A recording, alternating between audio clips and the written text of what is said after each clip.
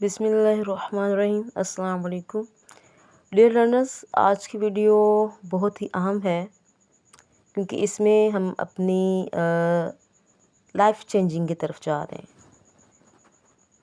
جو کہ ہے تجوید کے ذریعے۔ اکثر لوگ پوچھتے ہیں کہ تجوید کیا ہے، قرآن پاک تو ہم بھی پڑھتے ہیں، تو اس میں تجوید کہاں سے آ گئی؟ ان کو تجوید کا انفیکٹ پتہ نہیں ہے کہ کیا یہ صرف مخصوص لوگوں کو سیکھنی ہوتی ہے کہ ہر ایک کے لیے کمپلسری ہے، ضروری ہے سیکھنا۔ تو اس کی سمپل سے ایک ڈیفینیشن ہے، قرآن پاک کو اس کے صحیح درست مخارج اور موضوع کاف کا خیال رکھتے ہوئے پڑھنا ہی تجوید ہے۔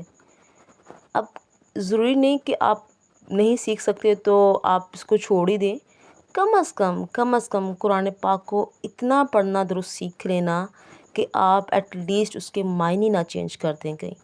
قرآن پاک میں بہت سے حروف ایسے ہیں ڈیئر لرنرز جن کی ساؤنڈز ایک جیسی ہیں، جیسے سملر ساؤنڈ ورڈز ہوتے ہیں۔ اگر آپ ان کی ساؤنڈز میں ڈفرینس نہیں کرتے، ان کے مخارج اچھے طریقے سے نہیں نکالتے تو اس کے معنی بدل جاتے ہیں۔ جب معنی بدل جاتے ہیں تو پھر نماز نہیں رہتی، وہ فاسد ہو جاتی ہے، اور قرآن پاک کو پڑھنے کا الٹا پھر گناہ ہوتا ہے۔ آپ جب اس کو صحیح طریقے سے نہیں پڑھتے، وہ معنی کچھ اور ہوتے ہیں۔ آپ جب اللہ تعالیٰ نے لکھا کچھ ہے، پڑھیں گے کچھ، تو اس کے معنی وہ رہیں گے۔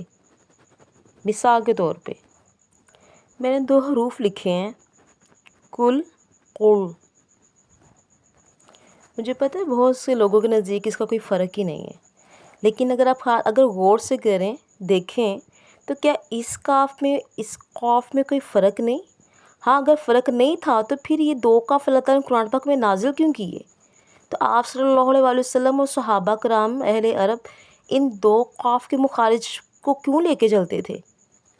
کل کا معنی ہے کھا لو، قل کا معنی ہے فرما دو یا کہہ دو، تو پھر ان کے معنی میں جب اتنا ڈفرینس ہے تو کیا جب آپ اس کو فرق ہی نہیں کرتے تو قرآن پاک کے معنی نہیں بدلتے ہوں گے؟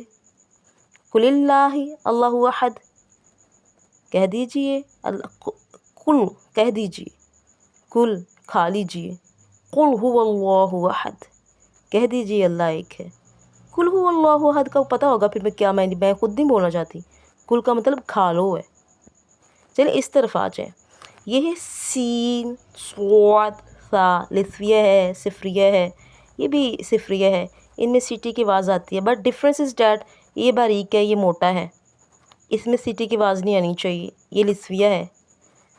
اگر قرآن پاک میں کی ساؤنڈ ایک ہی ہونی تھی تو پھر ان کی کیا ضرورت تھی؟